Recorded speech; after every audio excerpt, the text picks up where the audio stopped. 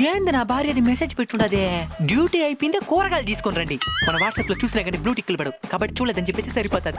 ఏంటి ఇంకో మెసేజ్ కూడా పంపించుండదే, మీ ఫ్రెండ్ ఎవరో సుమిత్ర అంట, ఎలా ఉన్నారో అడిగినాను చెప్పమనింది. సుమిత్ర ఎవరా? చెప్పండి. ఎవరు మే సుమిత్ర? నంబర్ ఏమని ఇచ్చిందా?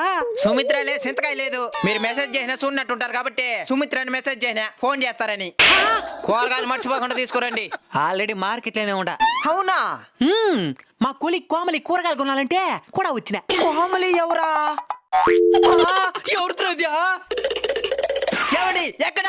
నువ్వెక్కడా? కూరగాయల మార్కెట్ లో. కోమలిలా కొలిగిలా ఊరికే చెప్పిన. ఎడదిరి మార్కెట్కి వెళ్ళిపోయినావు కాబట్టి కూరగాయలు కొనుక్కొచ్చాయి. భయంగా ఉండదా? నాకేం భయమో, ఇక్కడ మా కొడుకు నరేష్ ఉన్నాడు కానీ వాడితో కూడా నడుచుకుంటూ వచ్చేస్తాం గాని. కొంపలు కుల్లరైపోయి మరకూడదా? ఎవడండి నరేసా? నరేష్ లేదు, సురేష్ లేదు, ఊరికడ చెప్పినే.